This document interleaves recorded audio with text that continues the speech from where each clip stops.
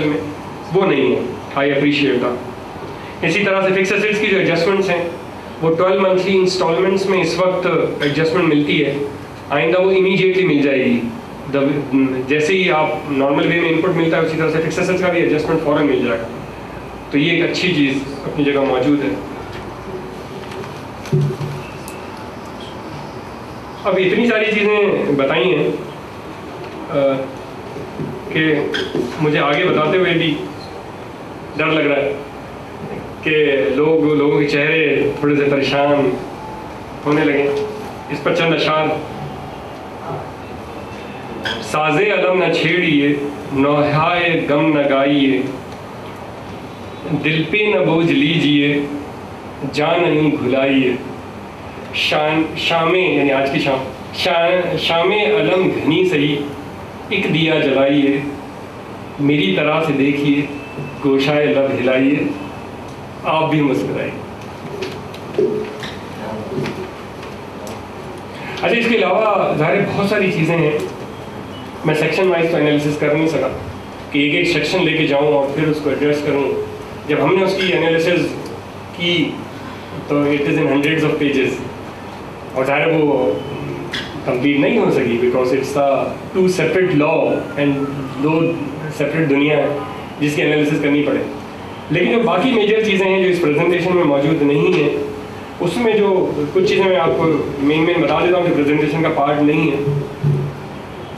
एक तो ये कि इंक्रीजिंग एडजस्टमेंट और डिक्रीजिंग एडजस्टमेंट मैंने आपसे डिस्कस ऑलरेडी कर लिया।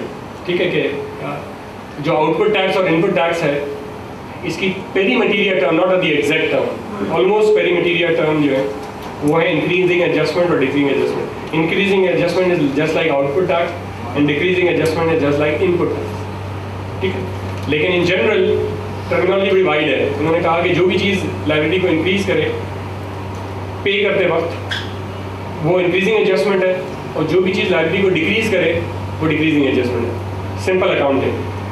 ठीक है, उस लिहाज से कुछ चीज़ें स्ट्रीमलाइन हुई हैं लॉ में। इसके अलावा under the current law taxable activity की टर्म यूज की गई है। On the other hand in the VAT law economic activity की टर्म यूज की गई है, which is wide term, no issue. Materially दोनों का मतलब सेम है लेकिन टर्मिनोलॉजी नहीं यूज की गई। इसी तरह से एक एरिया है entertainment, which is very interesting कि एंटरटेनमेंट की बहुत सारी चीज़ों को कह के इफेक्टिवली टैक्स कर दिया गया। Entertainment means provision of food, beverages, tobacco, amusement, recreation, hospitality of any kind. Interesting चीज़ ये है, whether or not the provision of entertainment is lawful. मतलब अनलॉफुल एंटरटेनमेंट को भी गवर्नमेंट ने टैक्स किया। प्रैक्टिकली कैसे टैक्स करेगी अनलॉफुल एंटरटेनमेंट से, वो शायद बाकी लोग बताएंगे। लॉ में लिखा हुआ है। ठीक है, और यही वो चीज़ है कि कुछ जगहों से जब चीज़ें बाई की जाती हैं, कुछ जगहों से लॉ ले लिया जाता है, वहाँ तो बहुत सारी अनलॉफुल आइटम भी अनलॉफुल बजाय होती है, इल्लीगल नहीं होती। दोनों टर्मिनोलॉजी में फ़र्क है। इसके अलावा जो टर्मिनोलॉजी नई इस्तेमाल की गई है या मिलती जुलती बन रही हैं वो एंसिलरी, इंसिडेंटल सप्लाई, फिर नई टर्मिनोलॉजी स्पेसिफिकली लिखी हुई है जो इनकम टैक्स लॉ में तो थी, नॉन प्रॉफिट चैरिटेबल ऑर्गेनाइजेशन, इसलिए कि कुछ एग्जेम्पशंस उनको दी गई हैं। क्रेडिटेबल पर्पसेस नई टर्मिनोलॉजी, कंसिडरेशन स्पेसिफिकली डिस्कस अलग से हुआ है। इम्पोज की टर्मिनोलॉजी न्यू यूज़ की गई है, which is almost pari materia to charge, levied and payable. फिर इसी तरह से इंटरनेशनल ट्रांसपोर्ट, चूँकि टैक्स करने के सिलसिले में कुछ इशूज़ हैं तो ये this is again a new terminology.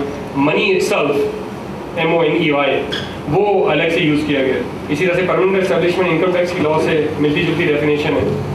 फिर passenger vehicle is a new term, private purpose use is a new term, progressive and periodic supply is a to a great extent old term in a new phenomena with a new phenomena. Recipient है, registration threshold specifically जो कि income tax में except for this उसमें ST registration buyer का नहीं होगा।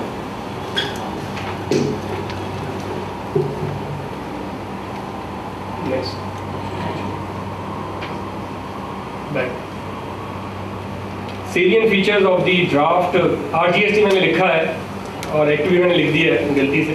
इसको आप बिल ही तस्वीर कीजिएगा और वैट तस्वीर, बल्कि बिल भी नहीं है effectively, model draft rate versus the provincial ordinances. इसलिए नेचुरली जिस तरह मैं शुरू में एड्रेस किया था, ख्वाजा साहब मौजूद है, मैं दोबारा वो बात दोहरा रहा हूँ कि इस वक्त to the best of our knowledge FBR की वेबसाइट के ऊपर प्रोविंशियल वैट के मॉडल ड्राफ्ट मौजूद हैं जो दिसंबर 31 2009 वाले ड्राफ्ट हैं। इसके अलावा का कोई version, official version two the best of my knowledge available नहीं है। इसलिए ये जो बातें मैं कह रहा हूँ ये उसी वर्जन की हैं जो दिसंबर 2009 वाला वर्जन है। ठीक है, अगर ऐसा कोई वर्जन पब्लिक किया गया है तो मतलब हमें बताया जाए, ताकि कि हम स्टेक होल्डर्स हैं, हमें भी पढ़ के उसको समझना है और एड्रेस करना है और इसके इश्यूज में इसकी नोक पलक दुरुस्त करनी है।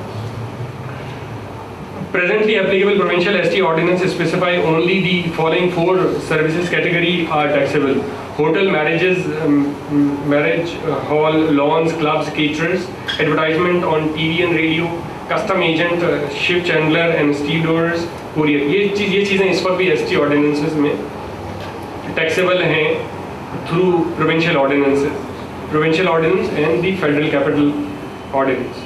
On the other hand, the draft provincial RGST मैं कह रहा हूँ बार बार कि ये बेसिकली वैट बिल है, वैट ड्राफ्ट है, specified all the services are taxable except for 6 categories listed in the first schedule to that act. ये वो 6 सर्विसेज हैं। इन्होंने खुद शुक्र है कि इन्होंने फ्यूनरल का ख्याल रखा हमारे, कि फ्यूनरल की जो सर्विसेज हैं गोरखन वो एग्जाम है, बड़ा ख्याल रखा इन्होंने हमारा कि ऐसे हालात पैदा हो सकते हैं, तो इन्होंने वो सर्विसेज हैं एग्जाम की। अच्छा, फिर इसके बाद services perform the religious institution, services perform by the non profit organisation, services of financial sector. ये वो पॉइंट है जिसके बेस के ऊपर मैं कहता हूँ कि FED इज़ एन इशू, कि FED का क्या होगा कल को।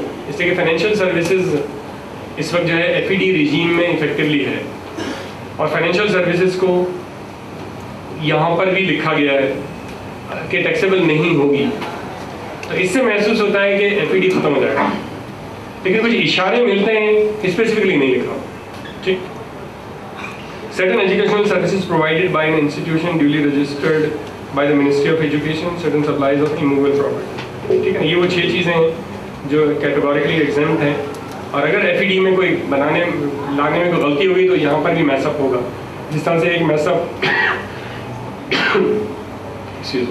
मेडिकल के केस में हुआ था, लाइफ सेविंग ड्रग्स के केस में, कि पहले जीरोटिंग में पड़ी, एग्जाम्शन में करंटली है, वैट के लॉ में जीरोटिंग में थी, फिर वापस एग्जाम्शन में अब ले गए हैं इसको with the powers to FBR। तो ये सारी चीज़ें कोरिलेट करनी ज़रूरी है, स्टेक होल्डर के सामने टाइमली ड्राफ्ट लाने ज़रूरी हैं ताकि प्रॉब्लम नहीं। Coming to the next part, implementation issues. GST on wholesale and retail trades has not been successful so far.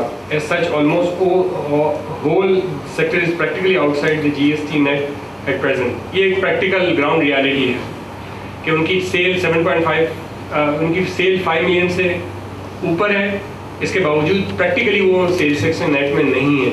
इसका मतलब है कि government has been unsuccessful so far in bringing all those guys into tax net.